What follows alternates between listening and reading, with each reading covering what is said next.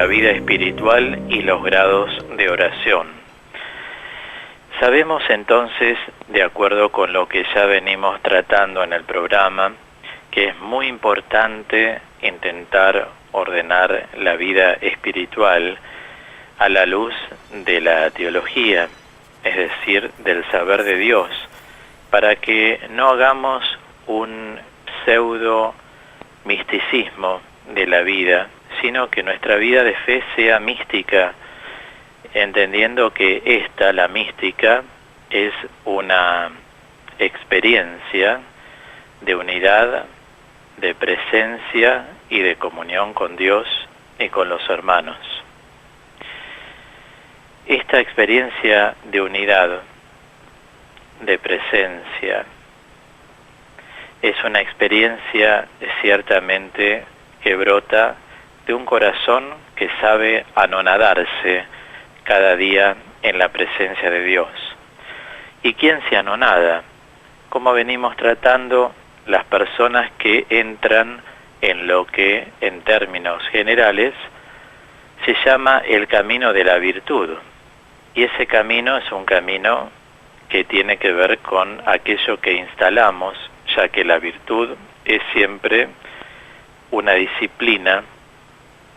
La virtud siempre es la búsqueda del bien, en la caridad, en la fe, en la esperanza, en la prudencia, en la justicia, en la fortaleza, en la humildad, en la docilidad y en todas las otras virtudes que en algún momento vamos a ir entrecruzando. A ciencia cierta, abrimos un panorama grande a la luz de los padres de la espiritualidad. Vamos a recordar dos definiciones que hemos tratado el domingo pasado. La virtud, una de ellas es el único bien, el vicio, el único mal. Y también dijimos que la virtud es el justo medio. Toda virtud es un hábito, algo que se invetera, les decía, en nuestras vidas. Y claro, a veces nosotros no estamos inclinados hacia la virtud, porque nos topamos con las oscuridades propias de la vida de cada uno de nosotros. Pueden ser llamadas debilidades, pueden ser llamadas puntos débiles, pueden ser llamadas límites de nuestra vida. Y muchas veces esos límites son los que nos ponen mal, nos cambian el humor, afectan nuestra afectividad. Y por eso mismo creo que si sabemos que la virtud por excelencia es Jesucristo, Él que es la plenitud de la vida, de la verdad, de la sabiduría, de la justicia, nos hace partícipes de su propia esencia. Él quiere agraciarnos, quiere comunión permanente, quiere alianza con nosotros, rescatando así algunos elementos que ya hemos tratado en otras oportunidades. No obstante, no debemos asustarnos de nuestros límites, debilidades, oscuridades, fragilidades, sino debemos incorporarlas porque forman parte de nosotros. Es como si nosotros rechazáramos nuestra nariz, nuestra estatura, nuestra vista. Tenemos lo que Dios nos ha querido dar en lo que hace a lo natural. Ahora, hay cosas que nosotros instalamos, muchas veces impulsados por otros, aceptando lógicamente, pero esa aceptación no pocas veces proviene de la niñez, de la ignorancia, proviene de una adolescencia donde la persona todavía no pudo forjar su personalidad. Entonces hay muchos factores. La vida no es tan blanco o negro como uno piensa en todos los órdenes de la vida. Siempre debemos tratar de saber que cuando hablamos del hombre, coincido con Ortega y Gasset en esto, es hablar del hombre y sus circunstancias. Las circunstancias de la vida son inseparables. no podemos hablar de una persona fuera de contexto. Tanto es así que en el año 1983, estoy hablando de algo relativamente joven, el Papa Juan Pablo II decía a todos los sacerdotes en un documento que fue publicado en el Observatorio Romano, que todo sacerdote tiene que tener sabiduría cultivada y psicología pastoral, dos elementos muy importantes que cualquier guía de conciencia, o sea, un acompañante espiritual, también tiene que lograr tener, un formador. Siempre sabiduría cultivada, esto es interdisciplinaria, no quedarnos solamente con un aspecto del saber, sino la integración del mismo. Y por otro lado, psicología pastoral, es decir, tratar de entender a las personas en su situación, en sus circunstancias, en su conducta. Así retiramos el juicio y evaluamos. En vez de juzgar, eso solo le pertenece a Dios, podemos evaluar. Porque la idea, ¿cuál es? Rescatar a la persona para que no se siga hundiendo más. Lamentablemente se observa en la historia, como cualquiera de nosotros lo hemos visto, lo hemos escuchado, cuando alguien padece de algo, en general es marginado o marginada. Si una persona es alcohólica, se dice esa borracha. Si es alcohólico, ese borracho. Si la persona tiene naturalmente una inclinación sexual, ya la discriminamos o lo discriminamos. Digo, la sociedad todavía está en esto. Si una persona tiene sus opciones, muchas veces no los entendemos, pero enseguida los juzgamos, no tratamos de ver cómo podemos ayudarlos.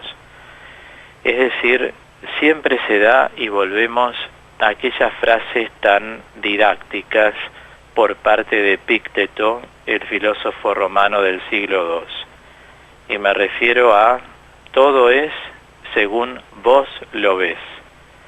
Por eso el camino que recorremos, según lo ven, van a hablar. Hoy predicaba en el retiro espiritual que uno tiene que hacerse cargo de la libertad que tiene. Y a veces cuando en una edad pasada la adolescencia decimos los demás, los demás, los demás, también viene la pregunta para ayudarnos a crecer, ¿y yo qué hago con mi libertad? Por ejemplo, si alguien te falta respeto, ¿qué haces vos con tu libertad para que no te falten el respeto? Como dice la Madre Teresa de Calcuta, haz que en vez de lástima te tengan respeto. Porque respeto proviene del latín res spicio, que quiere decir mirar hacia arriba, o sea, mirar con altura a una persona. En cambio, desprecio es mirar hacia abajo, literalmente hablando, ¿no? Entonces, digo, uno tiene que usar la libertad también para seguir siendo libre. Y si no te gusta que te falten el respeto, hacelo valer. Si vos ves que alguien te trata mal o tenés que dar como argumentos de niños o de un adolescente a la edad que tenés, no los des más. Basta de esa forma de ser, hay que convertir eso.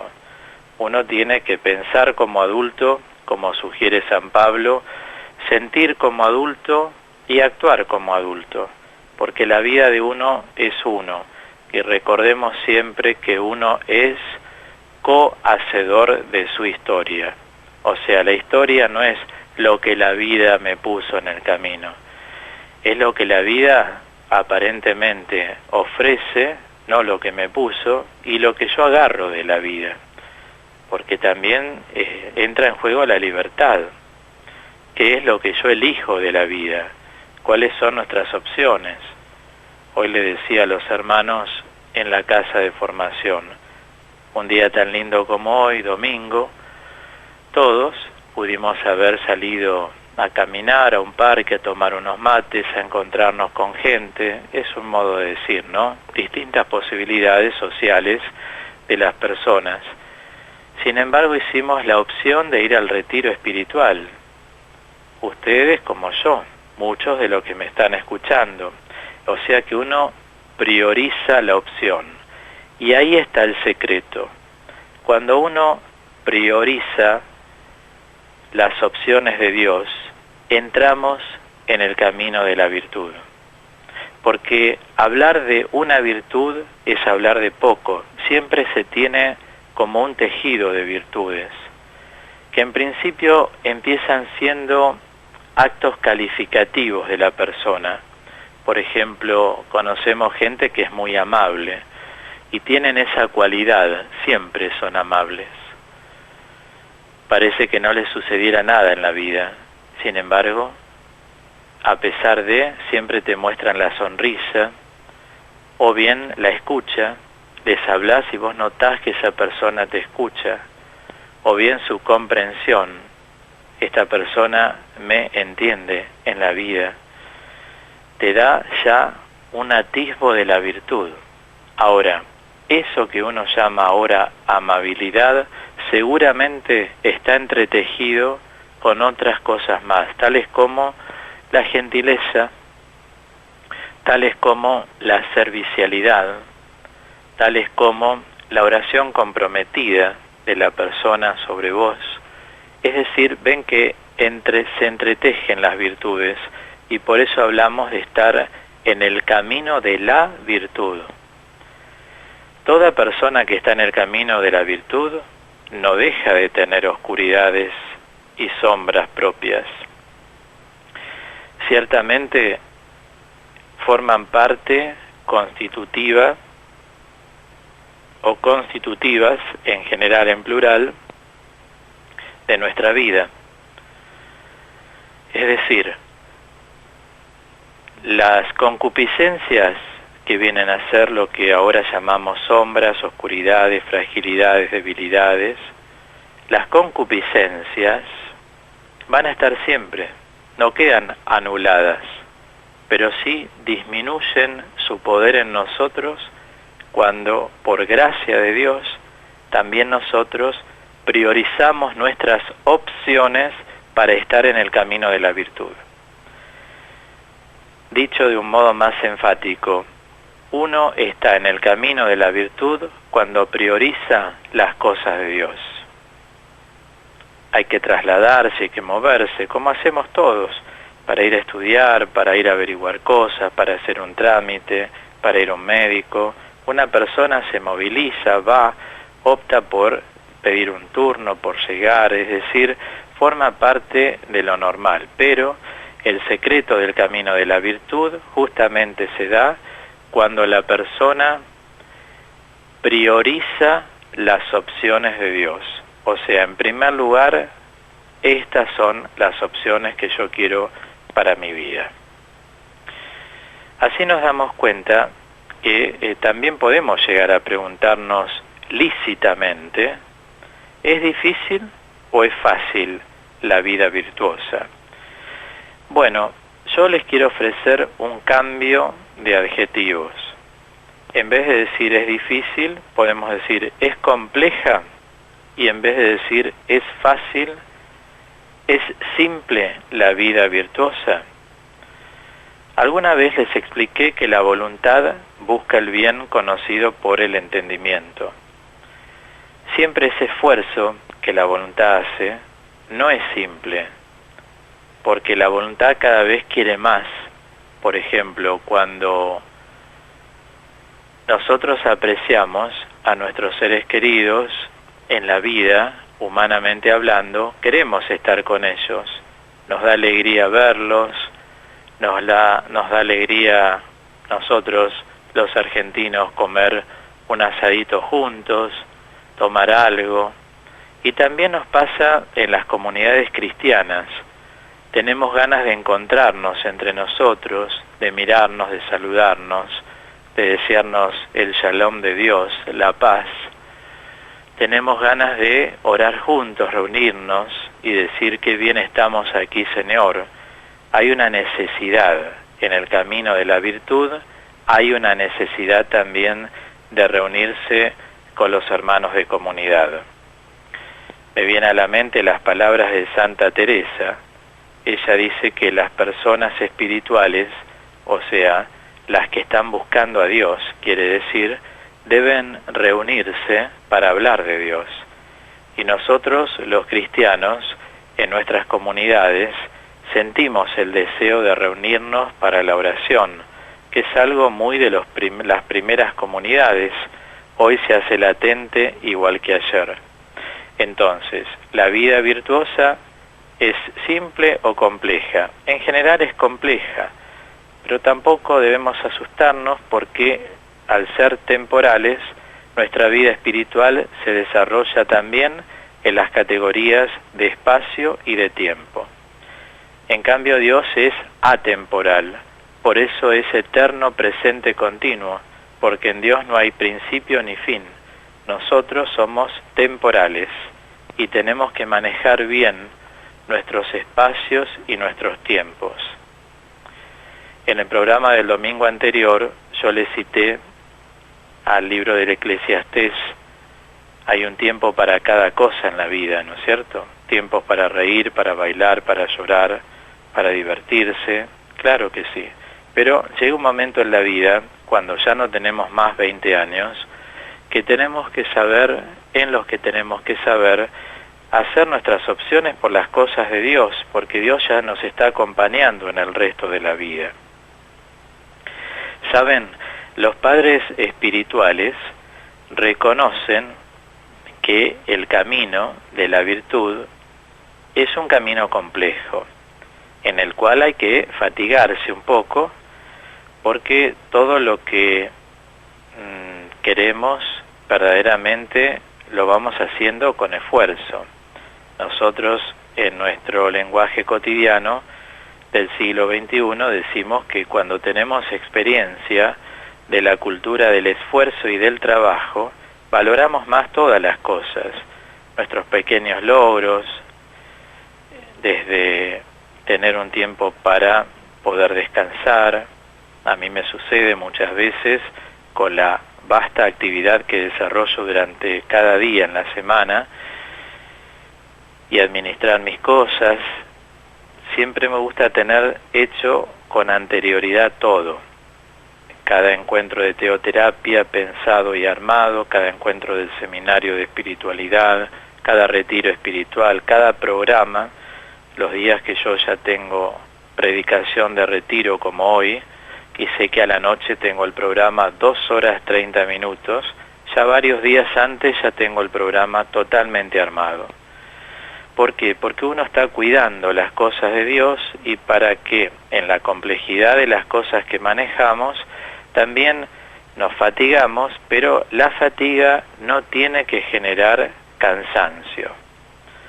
Porque cuando la fatiga genera cansancio, hay algo que en nosotros está fallando. Nos falta disciplinarnos más, organizarnos más. Bien, esto se adquiere lógicamente con amor y por amor. Y cuando lo que anima las opciones se hace con amor y por amor, sentimos lo que llamamos el aliento de Dios. Y ese aliento es una fuerza sobrenatural que los griegos se encargaron de llamar sinergia. Parece que fuera sin energía. Justamente es lo contrario, porque en griego la preposición sin quiere decir con. Entonces al Espíritu Santo se lo llama sinergia porque es una fuerza sobrenatural que actúa con y en la persona. Pero claro, esto se empieza a vislumbrar y a experimentar desde el momento en que una persona entra en el camino. Ustedes saben que pastoralmente yo utilizo muchísimo estar en el camino. Hoy estamos a la luz de la ciencia espiritual tratando de ver lo que es el camino de la virtud. San Antonio Abad, que es un padre de muchos monjes, es un gran referente de la espiritualidad, dice que la virtud no está lejos de nosotros y no se conforma fuera de nosotros el buen obrar, la praxis. Él dice que es simple si lo queremos. Claro, porque todo, como ven, depende del manejo de nuestra libertad. O sea, la libertad es lo que maneja las opciones, y dentro de las opciones, el grado más importante es la priorización.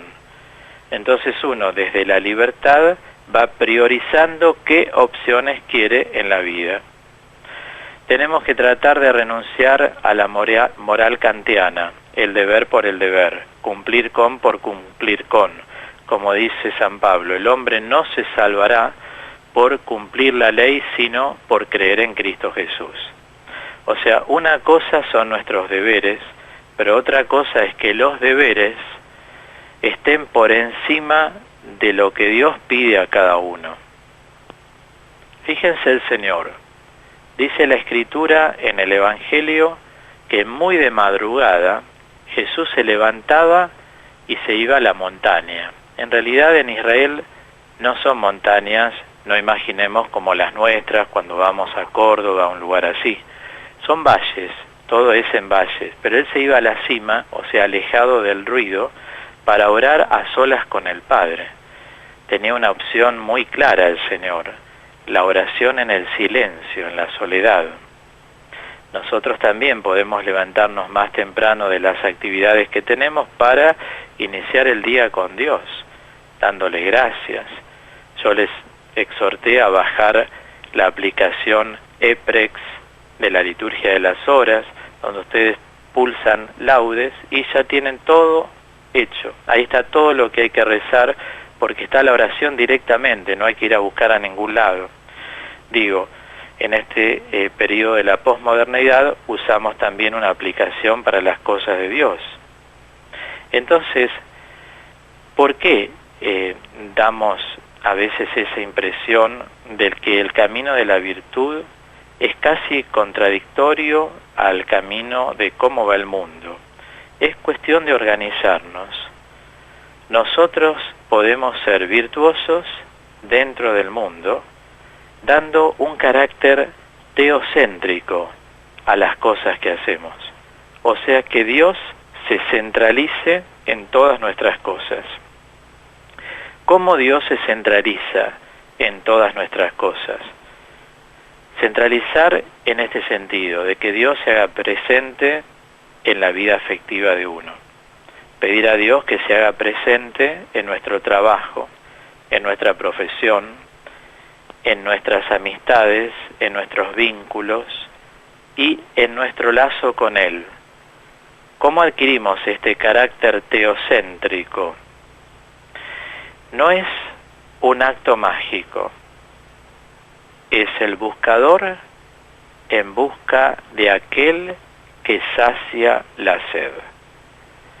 Y el único que puede saciar la sed es Jesucristo. Entonces, dentro del campo de nuestras prioridades, empecemos a teocentrificar, o sea, poner a Dios en el medio de cada una de ellas, y nunca dejar de lado lo propio de Dios. Lo propio de Dios es el culto. Por eso Jesús dijo, den a Dios lo que es de Dios. Lo propio de Dios, repito, es el culto. El culto es la oración que le brindamos a Dios. Y lógicamente, la oración no es la articulación de palabras, sino que tiene que haber una experiencia vivida de aquello que estamos profiriendo. De nada sirve rezar sin que las palabras se hagan vida en nuestra vida, porque eso sí es contradictorio. La gracia, recuerden, está siempre a nuestra disposición. La gracia, que es la alianza, Dios nos quiere cerca de Él, Dios nos quiere en Él. La gracia es el viento suave que refresca a quien se fatiga y a quien suda en el campo de esta agricultura espiritual. Lo repito porque intento dejar este pensamiento en este momento para cerrar el bloque. La gracia de Dios, esta comunión con Él, este teocentrificar nuestra vida, es el viento suave que refresca a quien se fatiga y a quien suda en el campo de esta agricultura espiritual, porque nosotros vamos cultivando la vida interior. Entonces, uno en medio de las opciones bien definidas y claras, por dar a Dios lo propio de Dios en primer lugar, y luego hacer que Dios se centralice, decíamos, en la vida afectiva, en la vida laboral, en la vida profesional, en la vida vincular, en la vida religiosa, en la vida espiritual, en la vida nocional, en la vida político-ética. Es decir, Dios empieza a hacerse presente ya en medio de cada dimensión del ser humano y va produciendo, en medio de esa fatiga, un refresco interior. Por eso no se experimenta cansancio. El abatimiento se da cuando uno está descentrado. Es como una fuerza centrípeta el abatimiento que quiere tirarnos hacia abajo, pero nosotros justamente no queremos eso. Fatigarnos sí, cansarnos no. La fatiga como sinónimo del esfuerzo, de la ascesis, dirían los clásicos, de esa búsqueda sincera de Dios. Venimos de Dios, vivimos para Dios y volvemos a Dios en nuestra vida. Si realmente nuestro mundo opcional cada vez comienza a esclarecerse por las cosas de Dios, vamos a lograr permanecer en el camino de la virtud. Porque cuando uno entra en el camino de la virtud, ya el pecado no va más en nosotros, en el sentido no que no sigamos pecando porque somos esencialmente pecadores, o sea, proclives al desorden de nuestros pensamientos, palabras, sentimientos, acciones, pero ya no nos asustan nuestros pecados, porque sabemos que donde abunda el pecado, sobreabunda la gracia, enseña Pablo en la carta a los Romanos. Entonces, sabemos cuáles son nuestras oscuridades, sin embargo, más sabemos que Dios está en nosotros y que vive en nosotros. Entonces, si Dios está con nosotros, no hay nada que temer, ¿verdad? Bien, cerramos así este momento reflexivo del bloque de la vida espiritual y los grados de oración en esta noche. Y lo hacemos con un tema musical que verdaderamente nos va a acompañar y nos va a hacer mucho bien en esta noche. El tema es de Alex Ocampo y se llama Allí quiero estar.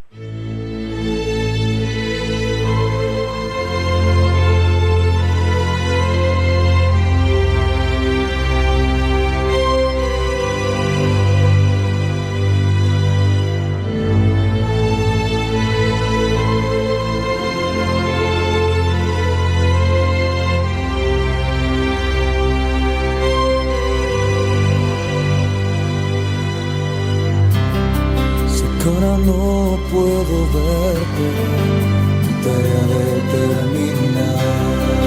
Sé que a veces es difícil, todo lo quiero botar, pero hoy tengo una esperanza que hace mi fe vibrar.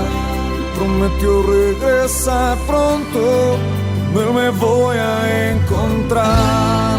Pero antes de que esto ocurra, todos deben de escuchar que más allá del universo, fuera de nuestra realidad, existe un cielo más profundo. Allí llanto no habrá, donde la fe y la esperanza ya no habrá por qué esperar.